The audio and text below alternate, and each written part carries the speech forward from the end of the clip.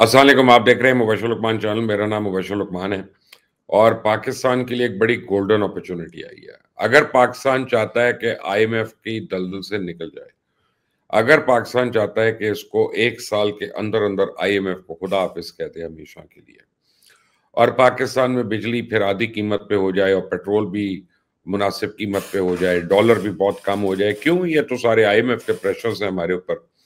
वो हमारे से बिलों की मद में जो है वो इजाफी टैक्स वगैरह डालते रहते हैं। तो अगर ये हो जाए तो उसके लिए कुछ काम करने पड़ेंगे और बड़ी इफेक्टिवली करने पड़ेंगे। देखें, आपको मैं बताऊं कि पाकिस्तान में फार्मास्यूटिकल इंडस्ट्री जो है वो एक बड़ा अहम कंपोनेंट है। हमें ज़्यादा उसका पता नहीं है और हमने हमेशा फार्मास्यूटिकल इंडस्ट्री को लेट डाउन किया। और पाकिस्तान में हर गवर्नमेंट की जो आती है उसकी एक टेंडेंसी रही है कि एप्टमा को या टेक्सटाइल एक्सपोर्टर्स को खुली छूट दे। बल्कि टेक्सटाइल वाले जो है ना, इनको तो ऐसे रखा जाता है जैसे ये पाकिस्तान के दामाद हैं। इनको अनफिनिश्ड प्रोडक्ट इनको एक्सपोर्ट करने दिया जाता है। जैसे यान जो है एक बड़ा क्रिटिकल कंपोनेंट है फैब्रिक का, वो एक्सपोर्ट हो जाता है और फिर बदले में हम चाइना और बांग्लादेश से कमीज़ें और ये जीन्स और ये सब कुछ इंपोर्ट कर रहे होते हैं। जो वैल्यू एडेड प्रोडक्ट है, एक्चुअली खाया पिया कुछ नहीं, गिलास तोड़ा 12 आने।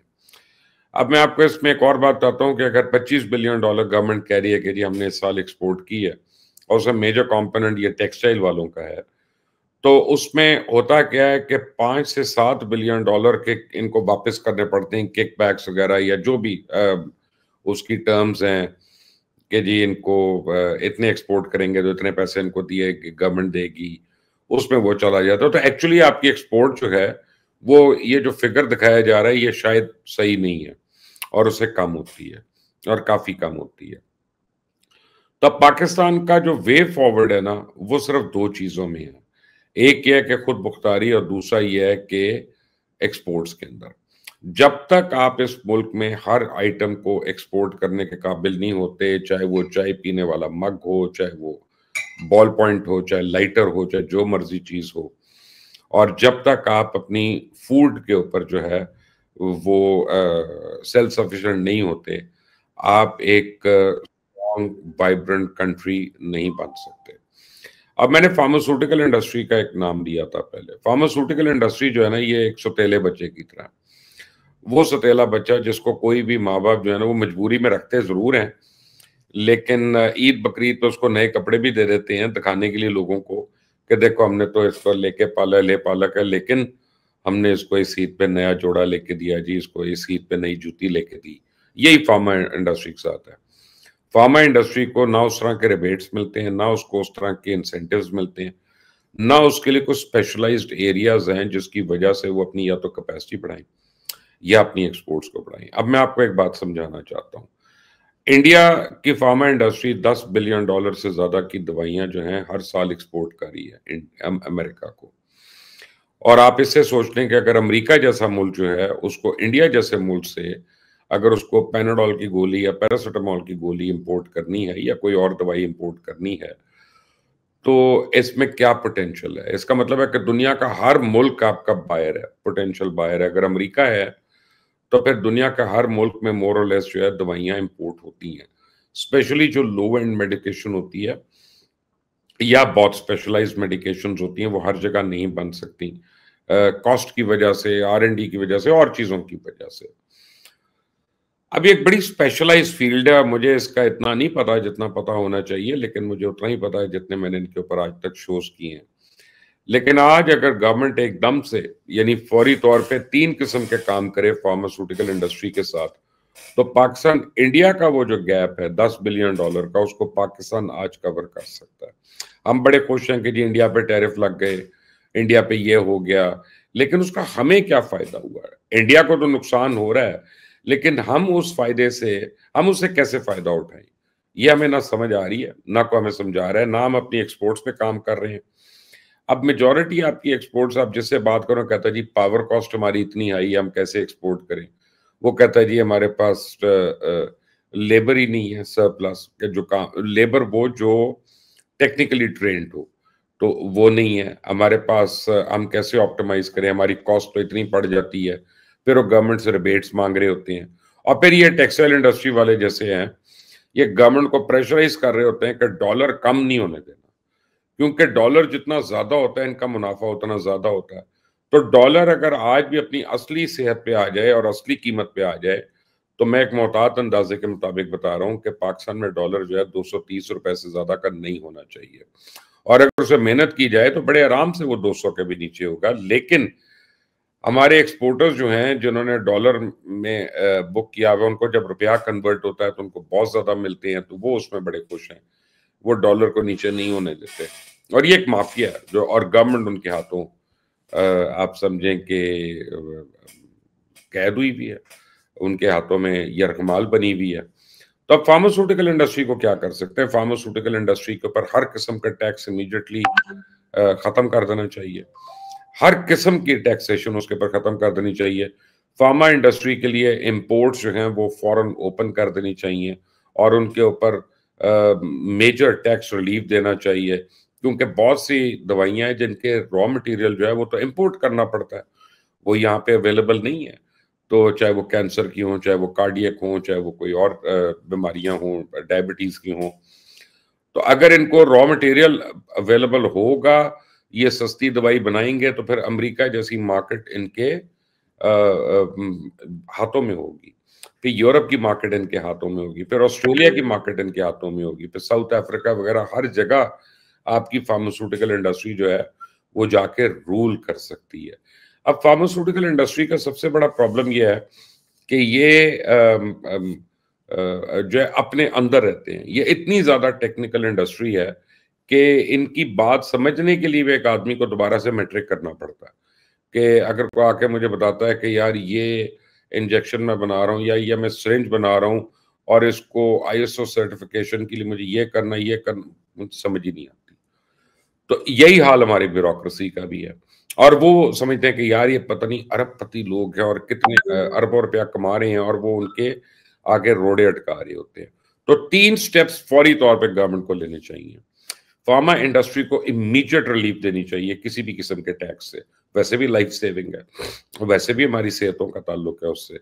और उसकी वजह उनके ऊपर चेक्स ज्यादा होने चाहिए कि जी आप जो ये ड्रग्स आप दे रहे हैं इनकी पोटेंसी सही हो, इनकी मिकदार सही हो, इनकी प्राइस जो है वो लोकल मार्केट में सही हो। लेकिन उनको इंसेंटिव्स दें कि अपना रॉ मटेरियल भी इंपोर्ट करें और एक्सपोर्ट्स करें मैक्सिमम। फार्मा इंडस्ट्री को ये कह दें कि तुम 30% अपना हर प्रोडक्ट तुम एक्सपोर्ट कर रहे हो तो तुम्हें इतना रिबेट मिलेगा, तो ये सारे एक्सपोर्ट पे लग जाएंगे। और यकीन माने आपकी लोकल उसमें दवाई कम नहीं होगी। लोगों को जो डर है ना कि लोकल कम होगी, 25 करोड़ की मार्केट बिल्कुल छोड़ के कोई बाहर नहीं बैठ जाता, ये भी उनकी बहुत बड़ी मार्केट है। दूसरी स्टेज पे उनको इंसेंटिव्स दें कि तुम अपने प्लांट्स की कैपेसिटी बढ़ाओ। अगर तुम आज $1,00,000 की एक्सपोर्ट कर रहे हो और कल अगर तुम $2,00,000 की एक्सपोर्ट करते हो तो तुम्हारी स्लैब बढ़ा देंगे, 30% से 40% कर देंगे, 50% कर देंगे जो तुम्हें रिबेट मिलना है या तुम्हें जो इंसेंटिव मिलना है, जो भी। ये तो अब जो लोग फिस्कल पॉलिसीज के माहिर हैं वो लोग इसको सही तरह डिफाइन कर सकते हैं और बना सकते हैं। और तीसरी स्टेज पे फौरी तौर पे मैं समझता हूँ इमरजेंसी में पाकिस्तान के अंदर, प्रेफरेबली फैसलाबाद के अंदर, मुल्तान के अंदर या किसी ऐसे एरिया में जहाँ पे अवेलेबिलिटी हो, इंफ्रास्ट्रक्चर भी आप दे सके, वहां पे एक एक्सपोर्ट जोन बनाना चाहिए exclusively dedicated to pharma industry. उसमें इनको फ्री जमीन दें, इनको बिजली दें, पानी दें, गैस दें। इनका यार तुम बस सिर्फ अपना प्लांट लगाओ और यहाँ पे तुम बनाओ, और जो तुम यहाँ पे दवाई बनाओगे, जो भी चीज बनाओगे वो सिर्फ एक्सपोर्ट होगी, वो लोकल मार्केट में नहीं जाएगी। और आपको मैं बताऊं कि ये जागेंगे, ये फिर जागेंगे, इनको झुंझोड़ा जाएगा और फिर ये आपको इस फार्मा इंडस्ट्री में इतना पोटेंशियल है कि ये बड़े आराम से आपको साल का 10 से 15 बिलियन डॉलर का जो है वो पहले ही साल में आपको रेवेन्यू एक्सपोर्ट में जनरेट कर सकती है। लेकिन 3 स्टेप्स, उनकी ड्यूटीज माफ करें, उनके टैक्सेस खत्म करें, उनके ऊपर इंपोर्ट्स जो हैं उसकी पाबंदियां हटाएं और उसको रिलैक्स करें, और इनका फार्मा का एक्सक्लूसिव एक्सपोर्ट प्रोसेसिंग जोन जो है वो डेवलप होना चाहिए, टेलर टू देयर नीड्स। जो जो उनकी नीड्स हों वह उनके सारे स्टेक होल्डर्स को लेके बैठे। मुझे नहीं पता इनकी एसोसिएशन का क्या नाम है, लेकिन आप उनको लेकर बैठें और उनके साथ आप बैठकर आप जो है उसको डिजाइन करें उस जोन को, और फिर आप देखें इंशाल्लाह क्या होता है। दूसरी चीज, अगर हम एग्रीकल्चर में किसी तरह खुद कफील हो जाएं, तो आप ये देखें कि मैं आपको एक एग्जांपल देता हूं कि पंजाब में कम से कम 30% जमीन इतनी है, मुझे पंजाब का पता है, मुझे बाकी सूबों का पता नहीं है। 30% जमीन ऐसी है जिसमें हम भैंसों का खाने वाला चारा लगा। तो अगर आप साइलेज इंपोर्ट कर लेते हैं, कितना पंजाब में जितने जानवर हैं, गवर्नमेंट उनको फ्री भी अगर दे देगी तो $5 मिलियन का साइलेज हो जाएगा, $10 मिलियन का हो जाएगा। इससे ज्यादा का तो वंडा नहीं हो सकता ना। और वो कह के यार हर जानवर के ऊपर इतना इतना हम फ्री दे रहे हैं, लेकिन जो चारा लगा रहे हो ना, यहाँ पे सिर्फ गंदम लगानी है एक्सपोर्ट के लिए। तो आप देखें 30% जमीन पे अगर आपकी गंदम हो रही है, 2 दफा हो रही है, और फिर आप उसमें कुछ और भी लगा सकते हैं, तो वो आपको गालिबन आपको 10 से $12 बिलियन आपको सिर्फ वो गंदम ला के दे सकती है।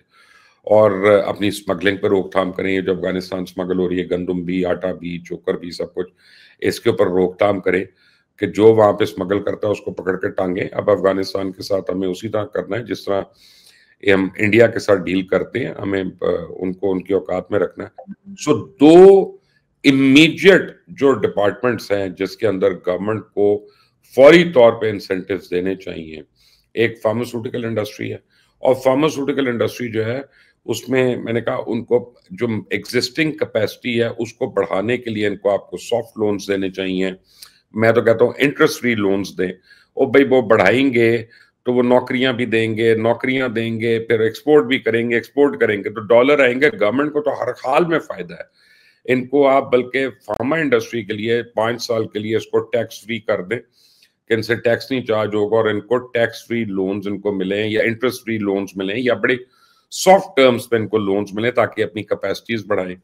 और फिर जो है नई लोग आएंगे, इन्वेस्टमेंट्स करेंगे, एकदम से आपकी फार्मा इंडस्ट्री जो है वो फ्लरिश कर जाएगी और वो काफी ग्रो करेगी। और दूसरी साइड पे अपने एग्रीकल्चर को बूस्ट है। एग्रीकल्चर में सिर्फ गंदम नहीं है, फिर उसमें क्रॉप्स भी हैं, उसमें आप देखें डेयरी भी है, उसमें चिकन भी है, उसमें फिश फार्मिंग भी है, पोल्ट्री भी है, डक फार्मिंग है, एग्स, आई मीन दुनिया जहान की चीजें हैं उसमें भी।